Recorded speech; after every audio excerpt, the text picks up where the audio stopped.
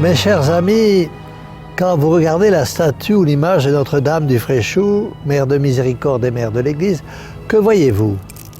Vous y voyez Jésus nous montrant son cœur et celui de sa Mère très sainte.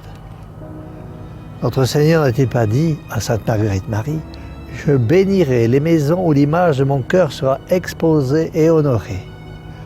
C'est pourquoi je vous invite plus que jamais en ces temps des derniers temps à exposer chez vous, à la place d'honneur, cette image sainte de Notre-Dame du Fréchou, Mère de Miséricorde, Mère de l'Église, qui vous mettra sous la douce protection des deux Saints Cœurs unis de Jésus et de Marie. Chers amis, une maison, ce n'est pas seulement une bâtisse avec des murs, un toit, des chambres. La maison, c'est là que s'abrite la vie qui naît, qui éclot, qui grandit.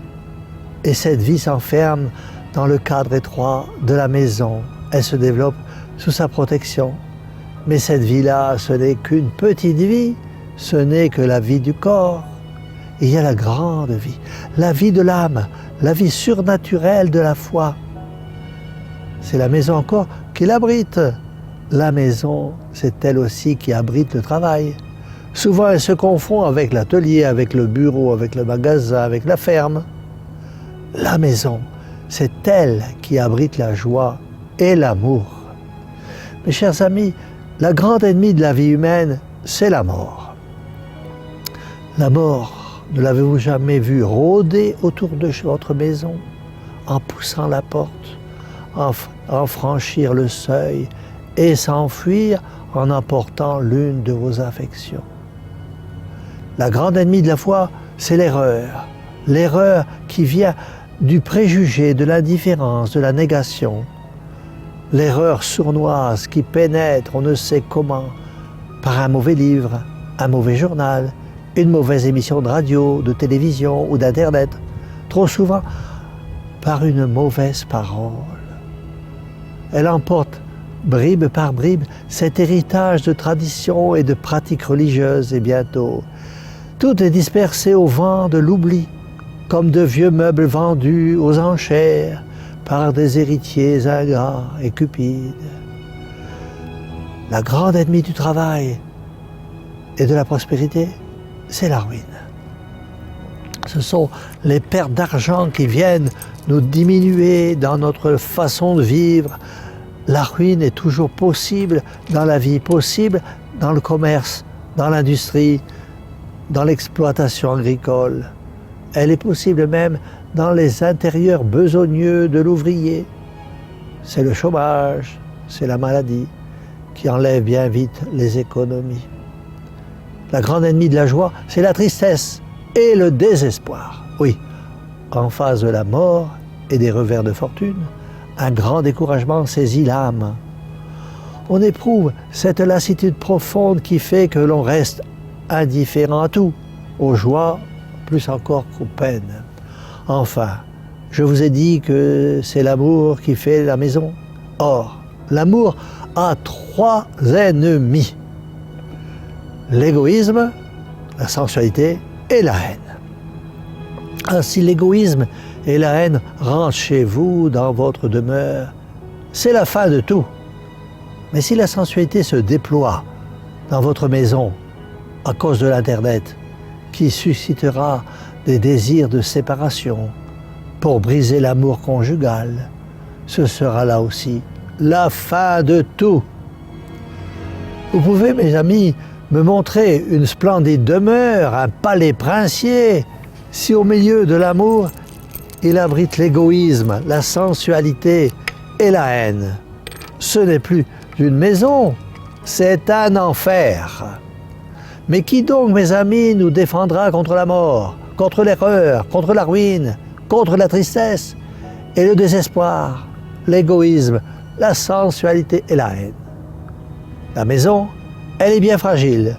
Sous les assauts de tant d'ennemis, elle tremble jusque dans ses profondeurs, comme sous une secousse sismique. Il me revient à la mémoire la parole du psalmiste, « Si ce n'est pas Dieu qui a bâti la maison, ceux qui l'ont construite ont travaillé en vain. Si ce n'est pas Dieu qui garde la cité, les sentinelles les plus vigilantes ne sauraient la défendre. Et vous, mes chers amis, vous voulez conserver à l'abri de tout danger votre maison et les biens si précieux qu'elle contient. C'est pourquoi vous en avez confié la garde à Jésus et à Marie, à leurs 2 saints cœurs unis. Mes amis, qui mieux que le Christ au grand cœur miséricordieux peut défendre votre maison contre la mort, contre la ruine, contre la tristesse et le désespoir, contre l'égoïsme, la sensualité et la haine, contre la mort. Mais notre Seigneur est la vie profonde des âmes. Il l'a proclamé lui-même devant les hommes. Je suis la résurrection et la vie.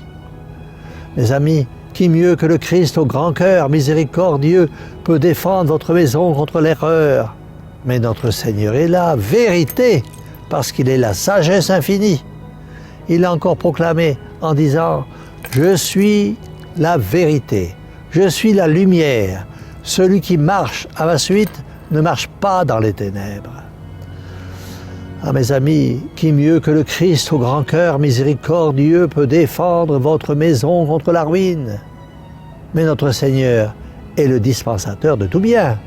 Sa divinité est une inépuisable richesse que sa miséricorde distribue à toutes les âmes humaines pour les sauver. Mes amis, que nous servirait de gagner l'univers si nous venions à perdre notre âme dans la damnation éternelle? Mes amis, qui mieux que le Christ au grand cœur miséricordieux peut défendre votre maison contre la tristesse et le désespoir? Notre Seigneur est la résignation qui ne se lasse point et l'espérance qui ne trompe jamais. Il est le refuge divin de toutes les douleurs. N'a-t-il pas dit « Vous qui pleurez et qui peinez, venez à moi et je vous soulagerai.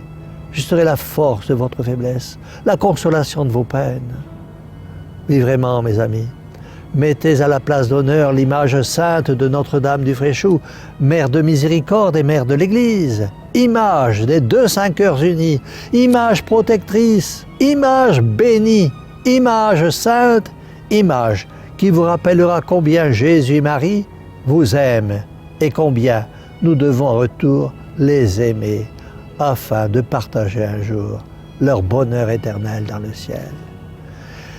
Et pour que votre maisonnée soit un lieu de paix, d'unité, de tranquillité et d'amour, disons tous ensemble, mes chers amis, pleins de confiance, cœur douloureux et immaculé de Marie, sauvez-nous et sauvez nos foyers.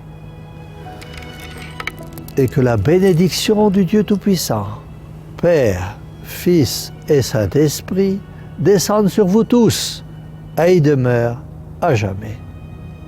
Ainsi soit-il.